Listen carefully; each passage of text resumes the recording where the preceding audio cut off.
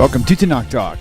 I'm your host, William Hall, broadcasting live from Kingston, Texas, USA, with another episode of TNT, the Twisted New Testament, with Rabbi Stuart Federow from Houston, Texas. Welcome, sir. It's always a pleasure. How the heck are you? Fine. You gotta have the finger dance, boss. That never gets old at all. It's fun. That never gets old. Not like my welcome back, don't smoke crack. That gets old pretty quick. But I can't remember what movie it was. I think it was with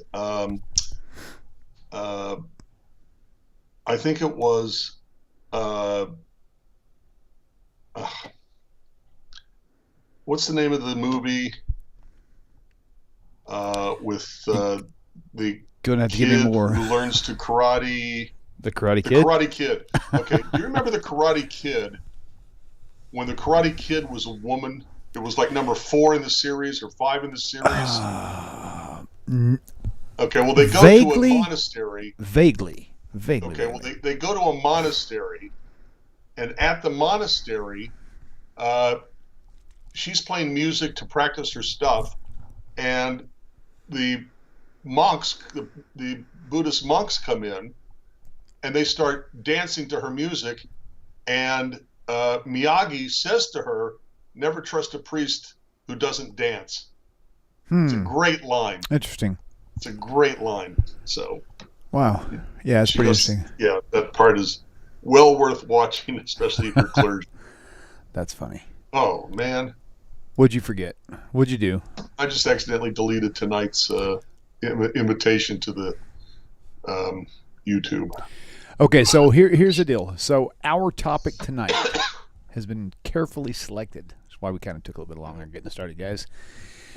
So I was going through some emails, and one thing I've noticed is I get a lot of hate email from disgruntled YouTubers, and I don't really read them. But every once in a while, I'll read them if I'm looking for a question. The reason why I don't read them is because they first start off in the very first sentence telling me, what kind of a piece of garbage I am or whatever the case may be. And I have no desire to read that, so I just skip past it. This one caught my attention a little bit, though. And so just because of the perspective. Now, keep in mind, I was Christian for many years, and I was very pro-Israel, but I wasn't very much pro-Jewish. So those two things don't go hand in hand, and people think that they do. No, they don't. So this particular email, I didn't read the whole thing. I just got through the first paragraph. But if you like, we can definitely read through this because and make this for our topic tonight if you want. That's fine. Whatever you'd like to. Okay, and if we find out that some of it's just not really applicable, then we'll just pass on it. So, but the first one for the title, and this is what made me think of the title for tonight. Why are you people so desperate to see all Christians destroyed? First of all, I don't feel that way. I don't know anybody who does. Secondly, and I want you to comment on it too, but let me finish the rest of the paragraph. We are the only people who support and defend the Jews, and people on your channels want us to be annihilated. Comments? Thoughts? From me, or you are you going to? No, I want you to comment on it. Okay, first of all, we don't want Christianity to be annihilated. That's right. Just ridiculous. This is how Christian missionaries try to silence counter missionaries. This is a technique that they use to try to get Jews to stop being Jewish. Okay, to make us feel like, oh, they're being attacked, so you better be quiet. Okay, we're your best friends, so don't attack us or criticize us in any way, shape, or form, or you'll lose our friendship. By the way, it's not called friendship. It's called blackmail. You don't blackmail friends. Right. Okay. I remember still to this day when Judge Alito was nominated to the Supreme Court of the United States of America, and he was, very much to the right of center, and the Jewish community is very much to the left of center, and the Christian community was the evangelical Christian community was very much in support of Alito, and some of the people in the Christian community, evangelical right, were threatening the Jewish community and saying to them, we will stop supporting the state of Israel if you continue your criticism of Judge Alito and fight us on our important issues, issues that are important to us. Blackmail. Oh, that's not support of Israel. Right. That's blackmail. Absolutely. Okay, so when they say to us, oh, you just hate us, you just want to destroy us, that's an effort to silence us. We're not supposed to be able to defend ourselves, and when we defend ourselves well and show Christianity for what it is, okay, the only way they can respond to us is to say to us, you're hurting my feelings, okay, you want to destroy us, you're haters, and all it is an effort to silence us. Right, absolutely. Okay, that's one thing. Second of all, we haven't talked about this in a very long time, but let me tell you something, okay? Atheists, secularists scare the crap out of me. Okay? If I have a Christian and I have an atheist in front of me, who do you think is the more likely to help me if I'm in trouble, if I need help? The Christian. Exactly. Yeah. Why? Because they've got standards set for their behavior. Right, for sure. And non-Christians can say to the Christian, wait a minute, how can you do X, Y, Z? Because your religion tells you have to do A, B, C. In other words, we have a standard of behavior to appeal to. If a person is secular, they don't believe in religion, they don't believe in God, they don't believe in thou shalt not murder, okay, and all the things and minimal morality and ethics, okay? And I'm not saying they don't. I'm not saying that you have to be a religious person to believe in morality and ethics or to be a moral and ethical person. That's not what I'm saying. What I'm saying is that if a person whose background is, who's a person who is an atheist, they can pick and choose whatever morality they want and justify it and rationalize it later because they are appealing to rational intellectual behavior, to justify or to set the limits on their behavior.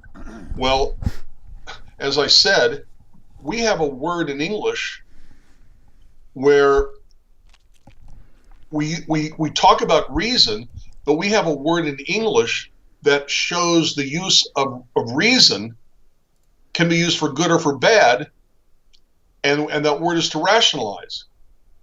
Okay, reason, like anything else, can be misused. And remember that every single thing that happened in the Holocaust was reasoned. Okay, was done by law. Okay, based on premises that were faulty, but nevertheless. So, if a person is a Christian, at least they have a standard of behavior that they can be judged by. And we can appeal to that standard of behavior. I'd rather a person be a Christian, a devout Christian, an evangelical Christian, an evangelical fundamentalist Christian, than to be an atheist and a secularist. You take a look at the world and you take a look at all the things that the religious community has done, and if you compare them in sheer numbers, the atheist community has caused more destruction and death in the world than all the religions put together, all the religious wars put together. You're talking about tens of millions of people just in China and Russia alone when it was communist and they hated all religion. Now, on the flip side of that, I know a handful personally of people who are atheist, and they are pretty much the nicest people I've ever met, and they do have morals. They follow, so absolutely. I don't know where I stand on. I'm not saying that a person has to be religious to be moral and ethical, to be a good person, to be a mensch. That makes sense. Yeah. Okay, I would never say that. Right. Okay, in the same way that you've got religious people who are creeps, okay, who are assholes, okay, you've also got people who are secular, atheist, anti-religion people who are also very good, warm, loving, kind, compassionate mensches. That's not the issue. The issue is that when push comes to shove, what becomes the standard of their morality by which they determine their behavior?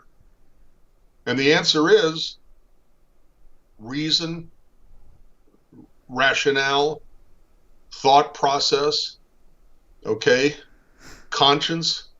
Well, people exist who don't have a conscience. And I'm a betting man, okay? I am a gambler. and I play the odds and the statistics, and I personally believe that a person is more likely to be moral and ethical if they have a religious background and religious beliefs, more likely to be moral and ethical than a person who is secular. Right, okay, gotcha. Secular comes along and says, start over. Okay, this came up in my confirmation class yesterday. Okay, how do we know that the Bible is true? And my answer is, we don't. We don't. Right. Okay, ultimately, we are making a choice.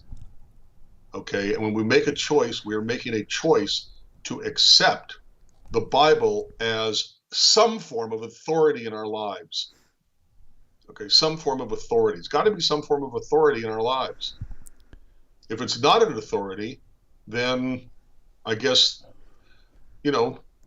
anybody can write their own Bible and follow it, which is true, they can.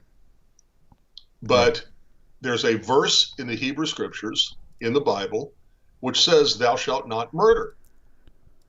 And if one person says, if a person believes that only a person wrote, thou shalt not murder, and there's no authority that's divine that is embedded in the Torah, then somebody else can write a book that says, thou shalt murder. Mm-hmm. And then it's only human opinion that says, thou shalt not murder, if a human wrote it. And it's only human opinion if someone writes a book that says, thou shalt murder, because a human wrote it.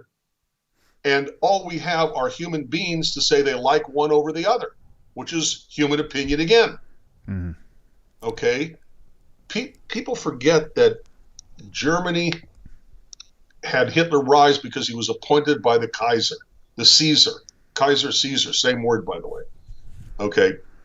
But Austria voted, knowing exactly what Hitler was all about and Nazism was all about. Austria, the country, voted to go Nazi. So societies can choose to build gas chambers instead of choosing to build hospitals. So individuals can change their mind, where one day thou shalt not murder, and another day thou shalt murder, and then they rationalize it and say, well, we had good reason to murder, to take the lives of an innocent. So I'm going to keep reading here now. Second line, where does it say in Isaiah and the other prophets that God will mass murder the great? That's the same thing. I'm going to skip that one. Wait, what? Well, it's still, that goes with the first one. She separated her lines here, but that should have belonged with the first paragraph. Okay, all right. Why such a vicious attack on our people? People on Tovia Singer's channel are saying that Christians will not survive the internet age. Are you guys planning to murder us? It's really weird to see the childish behavior. I call it childish because, I mean, it's either childish or just flat out aggressiveness themselves. I mean, it's like the pot calling the kettle black here.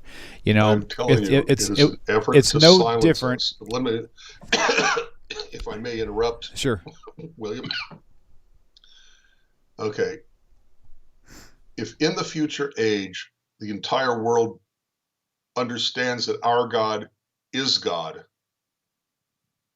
then Christians won't be Christians anymore. But as people, they'll still be alive. The idea is not that they are going to be murdered, killed. They're going to all die. Right. Not like their faith, which says if you don't serve them, you're going to go to hell. I mean, think about that. Or it says, when I come back, when I return, those who will not have me reign over them, bring them in front of me and kill them. Mm-hmm. It explicitly says that. Right. Metaphorically, it's the same thing, though, yeah. But that's only a parable. Right. Well, yes, but every single Christian commentary I've ever read says that Jesus was talking about himself and as a reflection of a second coming. Then when he goes off, the king in the parable goes off to become crowned and then comes back to his land to reign. And he says of himself, when I come back, second coming, those who will not reign over, let me reign over them, bring them in front of me and slay them. Right. So, parable or not, it's about Jesus. Okay, let me read this. Let me read this one. This is kind of interesting. Wait. Before you continue, let me just say one more thing. Okay. When they say that we don't want that in our ideal Christians won't be around, it's not that Christians won't be around. It's that Christianity that they believe in will be will fall away, and the world will come to God. Right. Okay, that's biblical. It's what it says in our Bible. Okay, so I think they're exaggerating or intentionally misunderstanding what Rabbi Singer said in order to use it as a manipulative tool to silence us or to silence him. Okay, I'm sorry, go ahead. Next statement. I can't understand how anyone would leave Christianity and follow a religion that authorizes hatred and persecution. Oh my gosh. Again, the pot calling the kettle black. That's exactly how I've felt about Christianity the whole time, about how they feel about Jewish people. And I've seen it. I've witnessed it. Jews, that's how they feel about Jews. I have not experienced the same thing since I've crossed over to Judaism. I have not seen the claims it's fake news. Maybe there are individuals who do, and granted, there might be people on YouTube chat who might be childish or aggressive, but that does not represent the Jewish people or people who are converting. Yes, or people who are staying away from Christianity. First of all, I want you to know that I understand that habits are hard to break. Okay, so I understand. The word is Jews. What did I say? We do not say a Christian person. We do not say a Baptist person. We talk about a Christian or a Baptist. We don't talk about a Muslim person. We talk about a Muslim. Okay? For some reason, in our culture, in our society, there's something wrong with being a Jew. Mm-hmm. There's something wrong with being Jews. So, don't use the term Jew or Jews. Say Jewish person. Okay? No, we are Jews. Okay. It's okay to be a Jew unless a person hates Jews. So if you don't normally say a Baptist person, you say a Baptist. A Hindu person, you say a Hindu. Then it's okay to say a Jew instead of a Jewish person or the Jewish people. Okay? Got it. So just at its habit. And I do it. Everybody does it. I'm trying to fight it even myself. Okay, sure. Okay. At any rate, be that as it may. Again, I think that it is like you said, the pot calling the kettle black. Okay. Although that statement implies that there's something wrong with being black. But at any rate, there are so much in the history of Christianity where if you weren't a Christian, well, God already damns you to hell anyway, so you're fair game. Okay, the Crusades, going to the Promised Land to rid him of the Muslims, okay, because the Muslims, by the way, were attacking Christians, so it was kind of self-defense. But the point is that they'd pass through Jewish towns, kill every man, woman, child. Why should we all go all the way to the Promised Land to kill the infidel when he's right in our own nation, in our own country? Mm-hmm. So, the pogroms of the Khmelnytsky massacres, over and over and over and over and over again. You've got the history of Christianity murdering those people because they weren't Christian, not just Jews.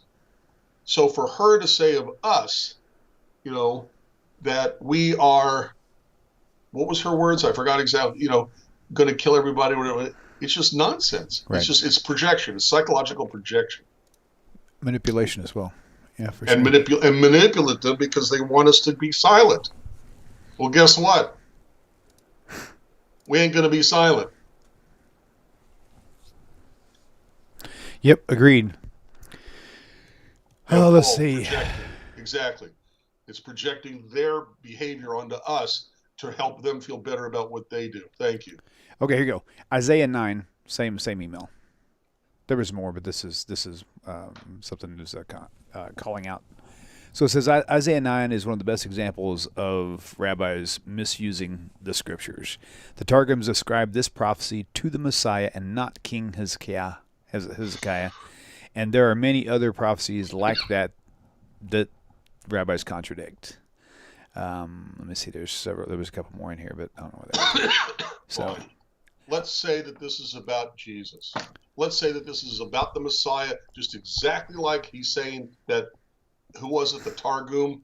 Yep. Okay, was saying. Fine. Okay. Was Jesus a wonderful counselor?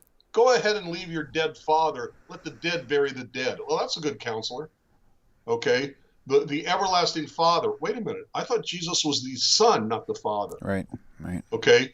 The word is ruler of peace, not prince of peace. Okay.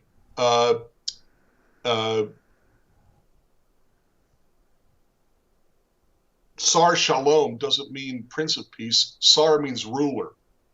Okay. Sarah is translated usually as princess because it's the feminine. Okay, but it's the feminine ruler, the ruler who is female. It really doesn't mean prince. Nasikh is prince. Okay, so ruler of peace. We just talked about how violent Jesus was. If when I come back, if they won't have me reign over them, bring them in front of me and slay them. Right. Okay, ruler of peace, definitely not. So if they want to say this is about the Messiah, let's say it's about the Messiah. Does it apply to Jesus? Absolutely not. The New Testament proves that that is not fulfilled in Jesus because he did the opposite. The next verse, of the increase of his government and peace, there shall be no end. Really?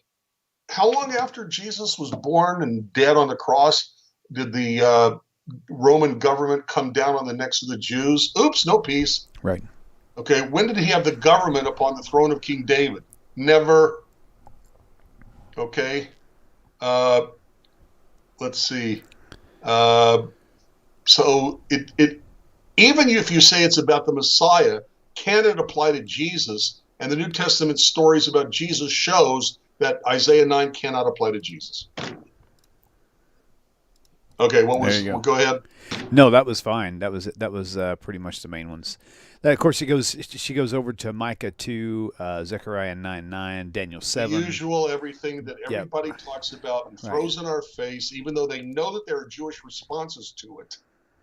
Yep. Okay, and it's like the people who come onto Facebook pages that are counter-missionary saying the same thing, and they know that we've already discussed it, and they know what our responses are going to be because they think there might be somebody somewhere who will read what they say and have planted within them that mustard seed of faith. Oh, brother. Unbelievable. Yep, right. Oh, it's like you respond to them and they ignore you. They come back 2 months, 3 months later and say the same thing because all they're doing is presenting their information. You know what would happen if Jews went to their websites and did the same thing? Kicked off immediately. Too bad the Jews don't kick them off immediately. But that's just me. Yeah, I hear you. Let's see. Look, I want to go back a little bit to our major topic. Okay. Sure. Yeah, let's do. All right. Just because we take the support of the Christian community doesn't mean the Christian community owns us. Okay? Just because they are, in fact, great friends of the state of Israel, for whatever reason.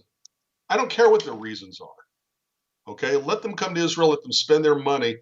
Just keep their proselytizing, cotton-picking fingers off of us. Okay? More on that, I'm sure, in subsequent videos on Tanakh Talk. But yes, they can be our good friends. Yes, in many ways they are our good friends. Yes, we join with the Christian community to fight the secularism that's trying to eat our country. Okay?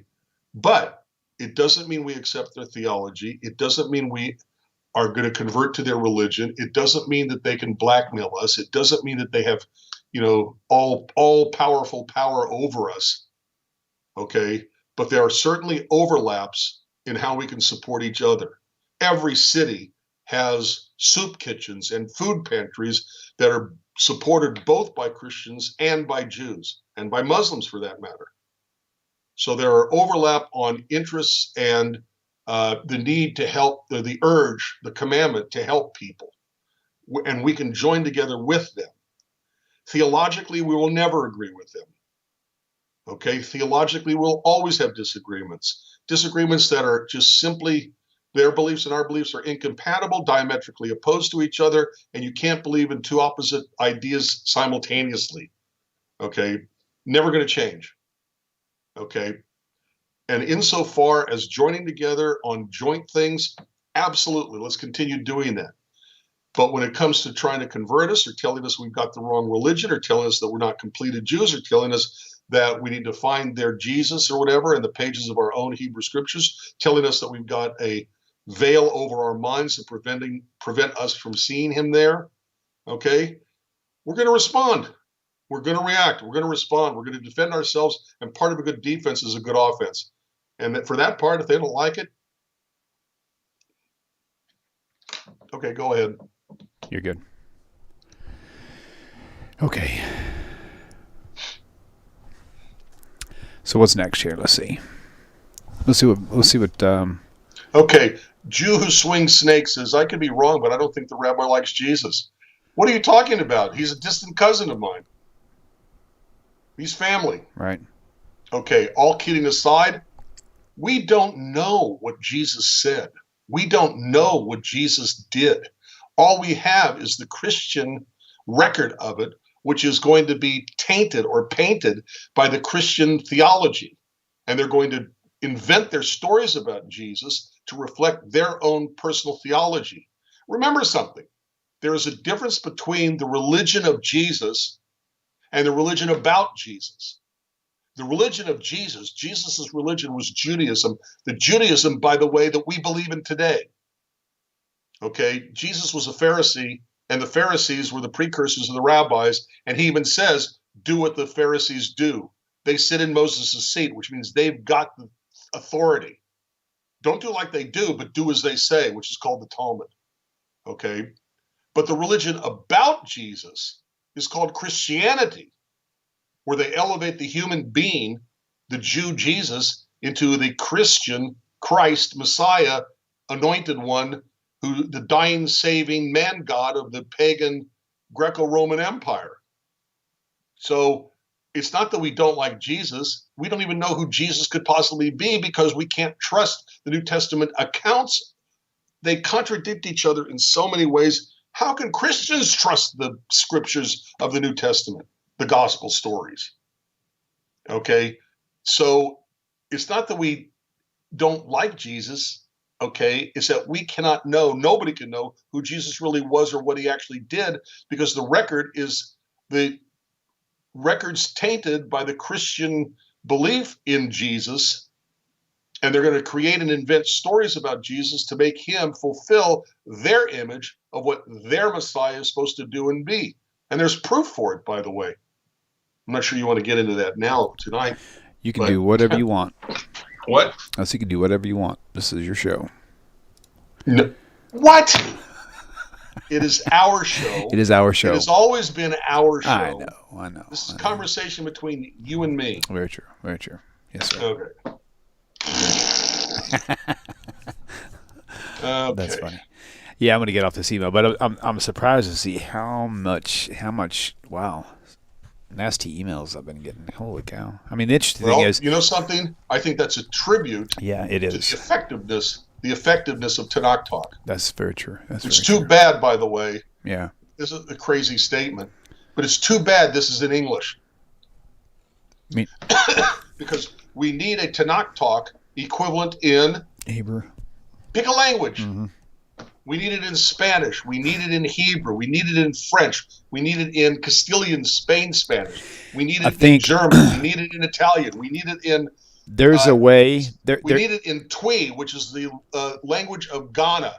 Okay? We need it in Chinese. We need it in Japanese. We need it in... Every language on planet Earth needs a Tanakh Talk. Yeah, I hear you. I really don't know what other country... Well, subtitles, look, it's. I think it's something that's doable is to have subtitles, but I think they have to have an external software, and it has to be coupled with YouTube. There's a lot of steps involved, but it can actually have the subtitles in various languages. The only thing is, it's only it's subject to the clarity of the speaker. Christo, right? American Sign Language as well. You're not kidding. Mm-hmm. I'm sorry, I didn't interrupt. That's okay. I'm used to it. Just kidding. There we go. Cool. By the way, I've seen subtitles, and they're not that accurate. You really have to know what they're saying before you know what they're saying. Yeah, that's true. That's true. Right. Let's see. A lot of the subtitles actually, again, they actually go based on the clarity of the speaker, because it's like it's a listening software. So, if you're not speaking clearly, if you said, frog, it might have thought you said dog and type out the wrong word, So if you're relying on that, it's different. So. Right. Hello, Imam Pamuji. Greetings and shalom from Bandung 40121 West Java, Indonesia. I wonder if he knew Tovia when Tovia was there. Wasn't he in Indonesia? Yeah, he was, but Indonesia's pretty. I would think he was in Jakarta. I don't know how big Indonesia is in that range, but I know that he was in Jakarta, I believe, is where he was at. Okay, Matthew 21:42 compared to Psalm 118. Wait. Matthew, say it again. Matthew 21:42. This is coming from Devon. 21:42. Wait, Matthew 40. Wait, what? Matthew 21:42. Oh, I'm sorry. It's okay. Jesus said unto them, "Did you never read in the scriptures, the stone which the builders rejected, the same is because the head of the corner?" What? Talking about the chief cornerstone in Psalms 118. Right. Verse 22. Right. Well, actually, when it talks about the stone which the builders rejected, the same has become the head of the corner, the cornerstone. The stone that was rejected is now the cornerstone. Well, clearly, this is a statement about the Houston Astros, the baseball team. That's really good to be able to interpolate into that. That's awesome. No, if it's okay to take it out of context, it has to be okay of the elsewhere. Psalms, which means they're sung in the temple. Right. Okay, which means it's really about the Jewish people who were rejected, but wound up being the basis, the cornerstone of the world. Okay, if they want to say it about Jesus, you can say it about the Houston Astros. Why not? By the way, which psalm was it? Let me go there real quick. Psalm 118, verse 22. I did a don't laugh, but I did a search just for fun when I was leaving Christianity. I said, what was the how many followers of Jesus versus the followers of Elvis Presley, and they were super close in number. Psalm 118, what? Verse 22. Oh, I didn't go far enough. 22. Yes, sir. The stone which the builders refused is become the headstone of the chief cornerstone. Okay. Let's see. Okay.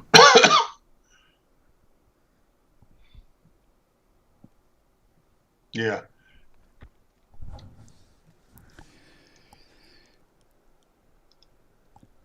So the same Psalm 118. Come on, computer, stop being slow. There we go. Yeah.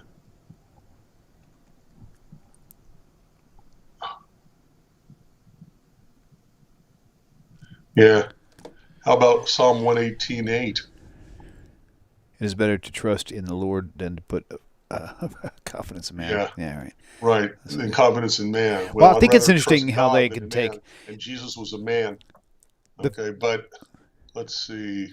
Well, the irony that I find so throughout. Talk about 118 about they came about me like bees. Okay, they had thrust sore at me that I might fall, but God helped me. Okay, I shall not die but live and declare the works of the Lord. Okay, let's see. Open to me the gates of righteousness, I will go into them and I will praise God.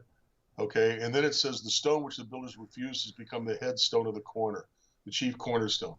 So it's clearly talking about himself, King David, about having been rejected, about these, the bees after him, everybody's after him. All nations came around me, but in the name of God, God destroyed them. Okay. Hey, if they want to say it's about Jesus, it could also be about the Houston Rockets basketball team. Yeah. That everybody thought was going to lose and wound up coming in first or something. You can apply it to anything you want. I find it very interesting that the entire Christian faith is all based on vague statements in Tanakh. Vague statements. There's nothing precise or specific about it, you know. Yeah, and anything vague can be twisted into anything you want. Exactly. Interpretation has no limits. Right. You know, there's a passage I read. I think it's Ezekiel. And I can't remember where it is. I was a lot younger. But basically, if you wanted to, you could make it sound, you could interpret it to be talking about the locomotive engine on a train. Why not? Yep. So, all right, I can see tiredness in your eyes. No, I'm fine. I'm fine. You sure? I'm totally fine. Yes, sir. All right. Exactly, Devin. The stone that was rejected is King David. He's talking about how he was surrounded by his enemy. The nation surrounded him, but he overcame them. The stone that was rejected became the chief cornerstone. Okay. Eric Edmund Roman Harris. I am up for Spanish Tanakh talk. Word is bond. Okay. But it has to be all Spanish. You can't rely on, what's it called? You know, closed captioning. Okay. You have to find native speakers who can speak native language natively. Okay. And it's the only way it's going to work. All right, Rabbi, I have a quick yes or no question for you, and then we can just move on. This is strictly a yes or no question. Can Jews eat halal? No. No. Okay. Thank you. No. Okay. The reason is because Judaism demands more of the meat than halal demands of its meat. So if a Jew had no choice, sorry, I thought it was going to be a yes or no. Wait, that's a different question. That's not the question. No, actually it is the question. I just didn't include that because I didn't think it was imperative. Okay. If a Jew doesn't have choice, if there's no kosher market around, would it be better for them to go to H-E-B or to find a halal market? Well, a person that you're talking about, do they die if they don't get meat? So you're saying life or death? Well, that's not that isn't the question either, because basically it is the question. No. If it's not a question of life or death, you're supposed to follow the mitzvot, the commandments, and that means you can't have halal or treif meat. Gotcha. Halal, just look. So if it was life-threatening, then if you're going to have to eat meat, it's better to choose halal than it is to choose. That's where we're getting into. Okay. Whatever. Thank you. Why? Thank you. Because at least the slaughter of the animal is at least somewhat similar to the Jewish shechita, slaughtering of the animal. Gotcha. Okay, at least what little amount of the commandment you can obey, you obey. Okay, right. But halal meat, the slaughtering is roughly the same. It may be even exactly the same. I don't know. I've witnessed kosher slaughter, but I've not witnessed halal slaughter. But we do more to the meat. We remove the blood. We salt it. Okay. There's more things beyond just cutting the animal. Okay. Than you've got in halal.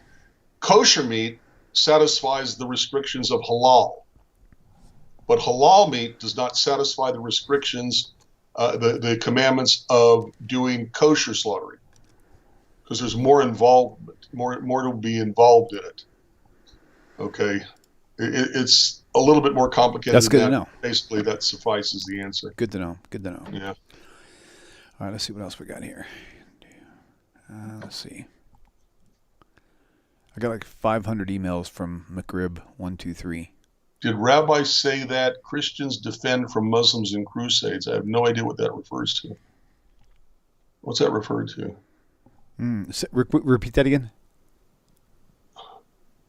Was it just Christians in the crusades? No. Muhammad, you misunderstand. The Christian community was not just talking about Jerusalem.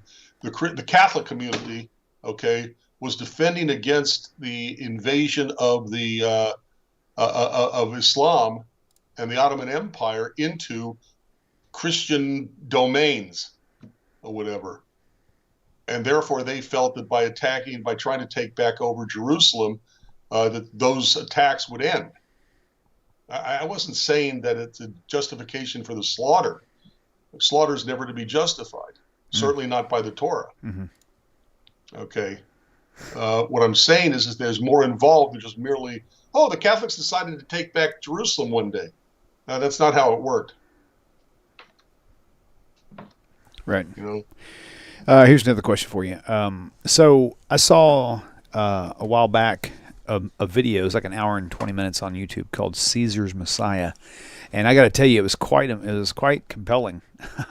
I mean, the whole thing. So I've heard several different possibilities of how Christianity began. Some say that it was a plot from Paul as an edict from the Jewish people to keep Christianity away from Jews, to lead them away, and that's another one. And then this, of course, the Caesar's Messiah one is, it was a political thing from the beginning that they created, Jesus' thing to try to get them to submit to the local government, etc., and which there's verses in their New Testament that would support that. So no one really knows, but that was just a comment that got brought up. I don't know if you have any comments on that.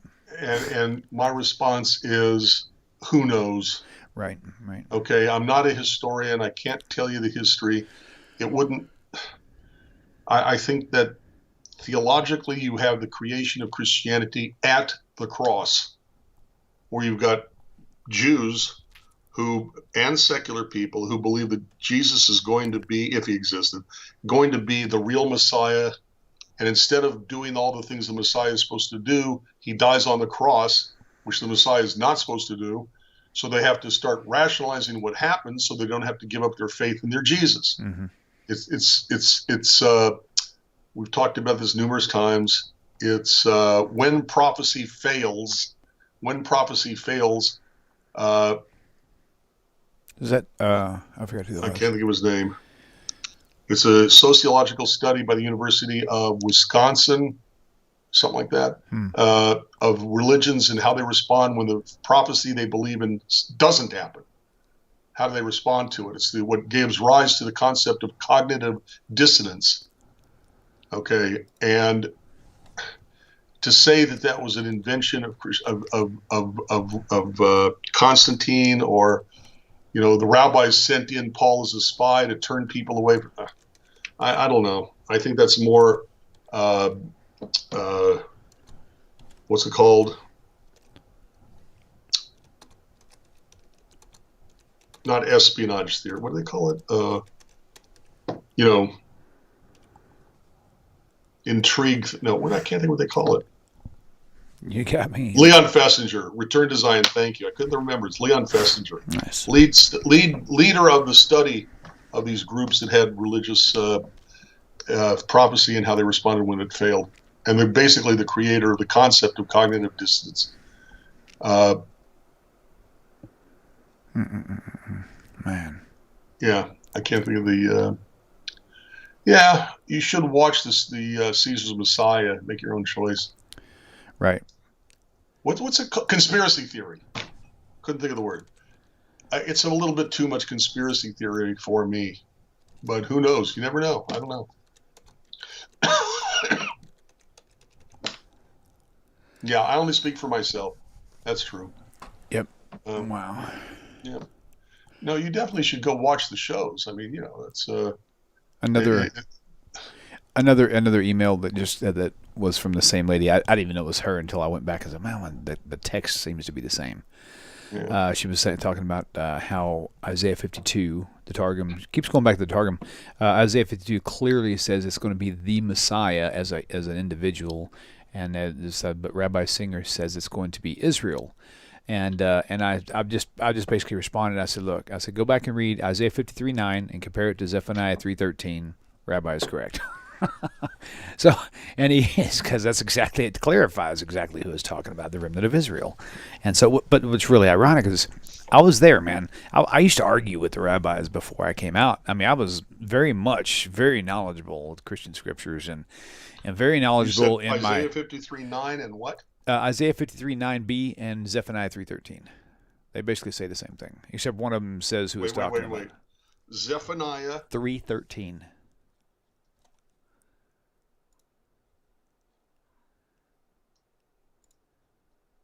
Okay.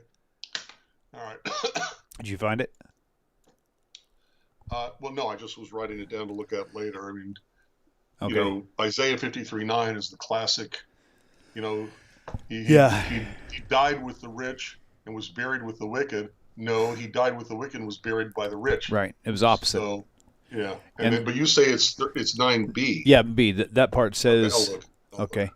It says, it says, he shall do no iniquity, nor speak lies, nor have a deceitful tongue found in his mouth.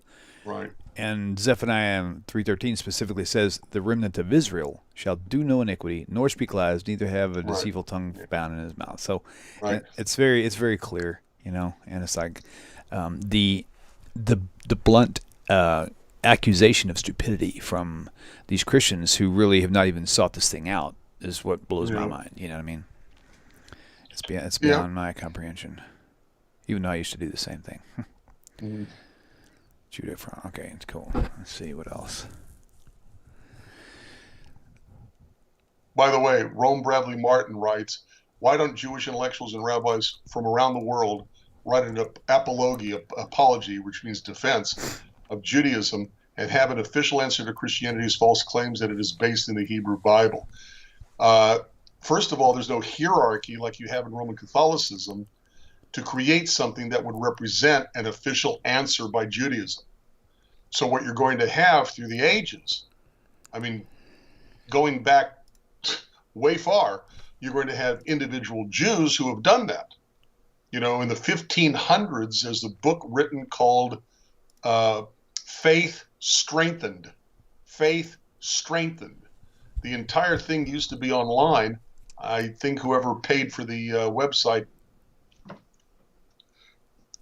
got sick, passed away, or whatever, and when you don't pay for it to continue, it goes away. Right. But Faith Strengthened was by Isaac ben Abraham of Troki. Troki is, I think, in Italy, and he wrote a defense. You've got, in the 1970s, you've got Gerald Siegel, who wrote a book called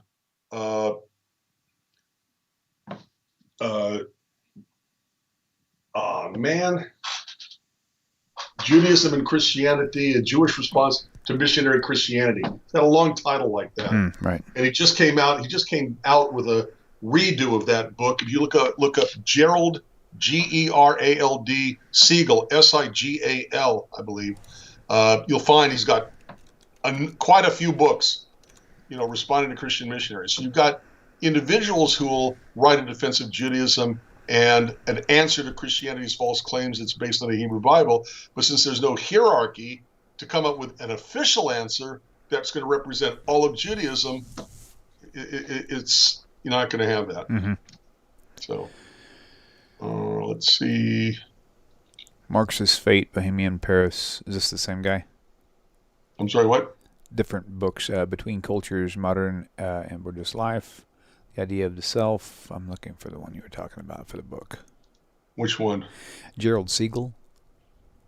Okay. Take a look for, what's it called? Amazon.com. Okay. Eliminate everything else by going straight to books. Then type in Gerald, if I can type right, Gerald Siegel. Okay. So The Trinity Doctrine Error by Gerald Siegel, 2006. Okay. The Trinity, a Counterfeit Doctrine, Gerald Siegel, 2013. The Blood Atonement Deception, Gerald Siegel, 2010. Anti-Judaism in the New Testament, Gerald Siegel, 2004. Oh, here it is. The Jewish Response to Missionary Christianity, Why Jews Don't Believe in Jesus, by Gerald Siegel, 2015. Okay, The Oneness of God by Gerald Siegel, 2014. The 70 Weeks of Daniel, Daniel 9:24 to 9:27. 70 Weeks of Daniel, 2013. Okay, The Virgin Birth Myth, The Misconception of Jesus, 2013, Gerald Siegel. Isaiah 53, Who is the Servant? Gerald Siegel, 2007. Okay. The Resurrection Fantasy, Reinventing Jesus, Gerald Siegel, 2012. Okay, another book on Isaiah 53. Isaiah 53, Jesus is not the servant, 2013. Okay, Biblical Evolution, Answering Atheism, okay, 2019. Okay, his original book, the one I was first talking about, is The Jew and the Christian Missionary, A Jewish Response to Missionary Christianity. Okay, so those are new. Let's see what happens when we come up with Isaac ben Avraham of Troki. Okay. Well, maybe that didn't work out so well. Okay. Didn't I put faith strengthened? Oh no, I didn't. I forgot that. Okay. Faith strengthened.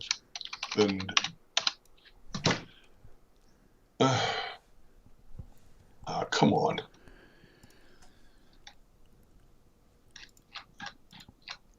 Faith strengthened. Okay. In books. Okay. Here's a translation from 2018. I don't know who did it, but it's a hardcover. I'm not finding any other example. Okay. So as late as 2018, you have Isaac ben Abraham of Troki, translated by Moses Mokada in the 1800s, okay, called Faith Strengthened. So, yeah. At any rate, you're not going to have the you're not going to have the what you call it, single person representing the entirety of the worldwide Jewish community writing a book, but you'll have an awful lot of individuals, adding their 2 cents for what Rome Bradley Martin is looking for. Yeah. All right. Well, it looks like we're rounding it down, aren't we? Mm-hmm. Maybe so. Good deal. I'll save. Do some last-minute scans on the YouTube chat. Yep. Good. Big shout-out to a lot of people out there. Andrea, thank you for your steady work in hand carrying that wrench, girl. Yasmin Coates, good to see you. Cincy. Tracy Dyer. Hope I said that right. Raymond. Loving the shirt, bro.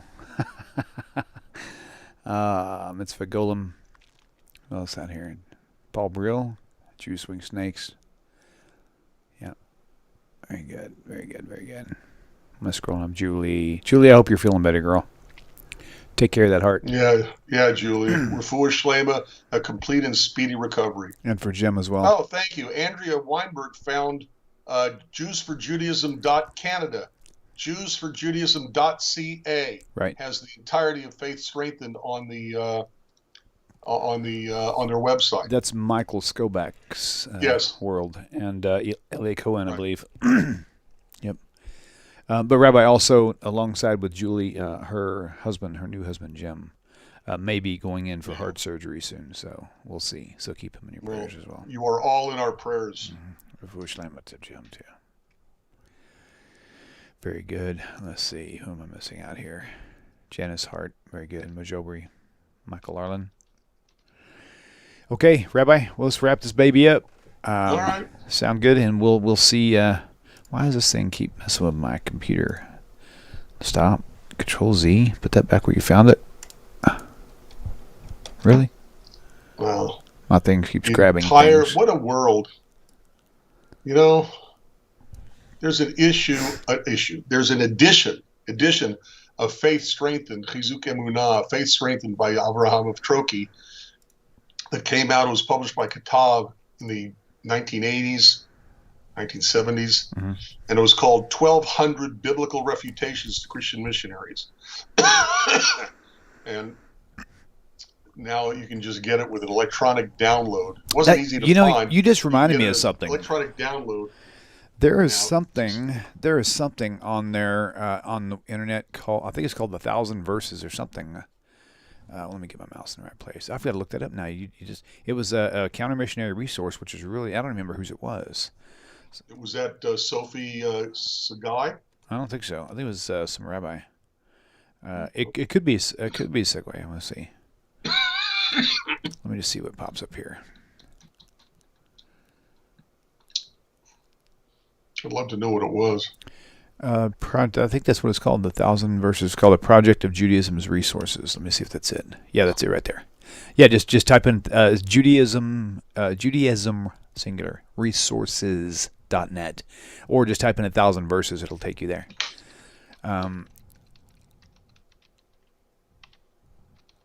Yeah, that's cool. I think this has to do with. I think this is somehow connected with one of the rabbis that has interassociated with Jews for Judaism Canada. I can't remember whose this is. You can simply look it up and find out. But yeah, really good. I'm gonna actually save this now because I forgot that was here until you mentioned something. I'm gonna go look into that soon. Okay, well, guys, appreciate all y'all's support and awesome news on getting the building finally paid off early. Thank God for that. Oh my gosh, that was going to be a lot of useless money spent that did not have to be spent if we had to pay that thing out the rest of the time. So, Baruch Hashem for that. And so, I mean, there's still monthly expenses we have to deal with, but that's just one more thing that we can sign off the list for sure. So anyway, so if you guys do want to continue to support Tanakh Talk, TanakhTalk.com/donate, and that'll take you right there. And so, and also if you don't have Rabbi's book, it's right here. I can't reach it. Dadgummit. Judaism and Christianity: A Contrast. Actually, I've got a screenshot I'll put up for you. Oh, okay. I think grab it, Rabbi. I don't see it. I don't see it. How's that? There you go. Hold it steady. Yep. Steady. That is a great book. My wife loves that. Out of all the ones that we've read so far, she says that one for her thank you. was one of the easiest ones to understand and read.